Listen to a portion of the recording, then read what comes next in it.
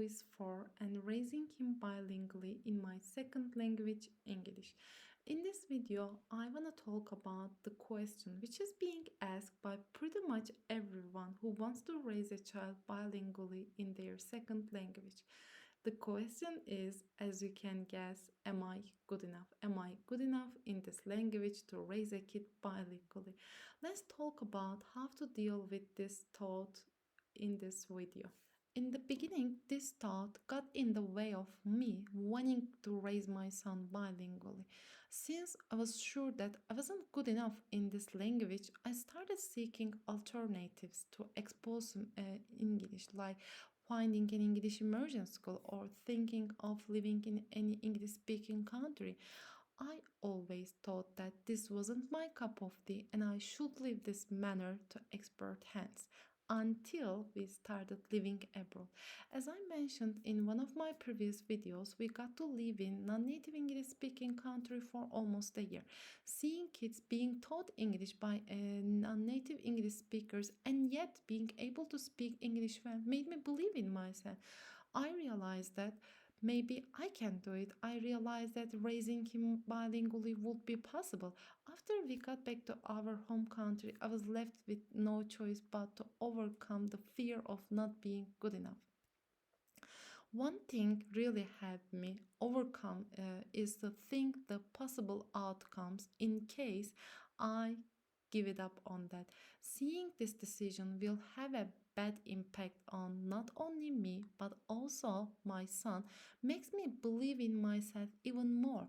Ever since I started thinking in this way, I never let the fear of not being good enough get the best out of me.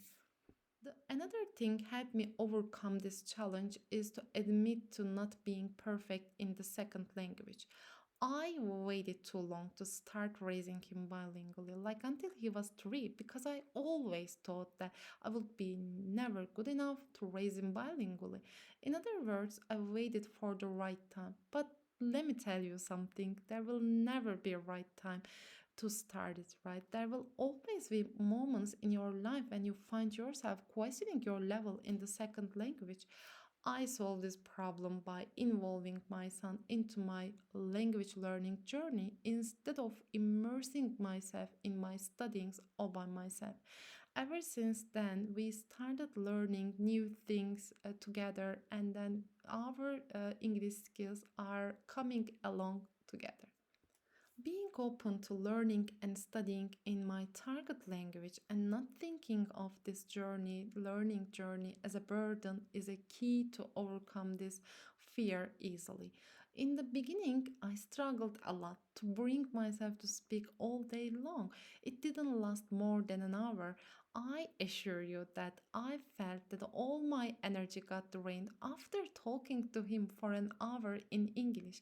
Even if some people think that talking to someone in English is gonna make you fluent overnight, unfortunately, it's not working like that in real life. You have to study hard as well if you wanna get comfortable when you are speaking, of course. There is no easy way for it. But on the bright side, we have a speaking partner around and we can incorporate our child into our learning process and make the journey fun. Before wrapping up this video, I'd like to emphasize that we have two options only. Either we let this fear get the best out of us by stopping to raise a child bilingually, or we will overcome this fear even if we don't sound like a native speaker, even if these kind of negative thoughts are crossing our minds every single second. It took me some time to get to this point, but it doesn't have to be like that. If you are planning to get into this journey, but you are worried about your level, this video is for you. I've been there, but somehow, and I overcame this fear, and you can do it as well. Hopefully, these solutions will help you deal with this problem easily. And lastly, I'd like to really know what helps you overcome it as well. Let's learn from one another and see you in the next.